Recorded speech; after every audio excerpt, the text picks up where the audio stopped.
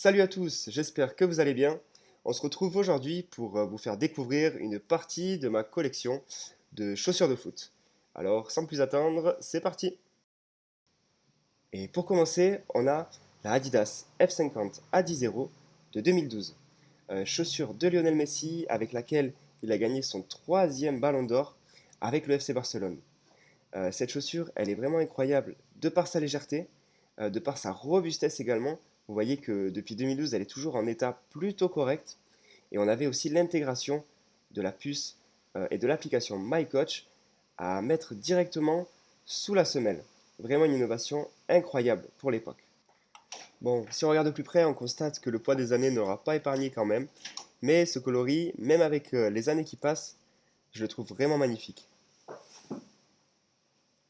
On reste chez Adidas, mais on change complètement de registre avec la Adidas Kaiser, la petite sœur de la Adidas Copa Mondial, elle-même sortie pour le Mondial 1982 en Espagne. Cette chaussure, elle est portée par tous les vieux briscards qui jouent en district, et c'est ce qui m'avait donné envie de la porter. Maintenant, force est de constater que son poids est quand même assez rédhibitoire. On a quand même un joli cuir qui est confortable et qui s'adaptera à tous les pieds et qui en plus sera hyper robuste année après année pour peu qu'on l'entretienne correctement. On se retrouve à présent avec la Puma Aerospeed 1.5, chaussure sortie en 2016 et portée par Antoine Griezmann lors de l'Euro 2016. C'est une chaussure qui est vraiment incroyable par sa légèreté, un fit au niveau du pied qui est juste parfait pour moi, ni trop serré ni trop large, on a un bon contact avec le ballon même si la surface est un peu lisse et quand il pleut on a tendance à avoir le ballon qui peut s'échapper facilement. Par contre, son plus gros défaut, c'est sa durabilité. La semelle se décolle hyper rapidement de la tige et j'avais dû acheter deux ou trois paires pour faire une saison. La chaussure était livrée avec une deuxième paire de semelles encore plus légère et ce coloris blanc d'un côté, noir de l'autre. Pour l'époque, c'était vraiment la classe sur les terrains. On passe maintenant à la Nike Magista Obra 2. Honnêtement, de toutes celles que je vais vous présenter, c'est mes chaussures préférées. C'est la version pro et pas la version élite. Et honnêtement, ça prouve que même si on ne met pas le prix maximum pour des chaussures de foot, on peut quand même avoir un ressenti incroyable. Ces chaussures-là, c'était les débuts des cols Dynamic Fit, les chaussures qu'on appelle montantes, avec la petite chaussette qui était intégrée.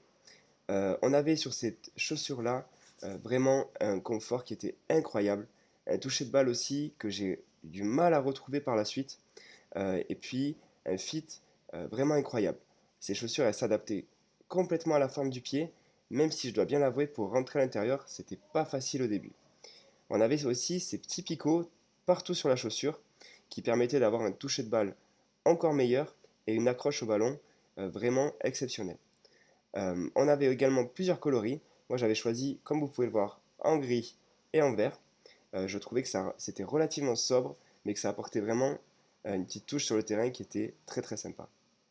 On passe maintenant à la Adidas X 16.1, une chaussure que j'ai vraiment là aussi adorée, qui était peut-être un peu moins légère que sa concurrente, la Mercurial de chez Nike, mais qui offrait un confort et un toucher de balle juste exceptionnel.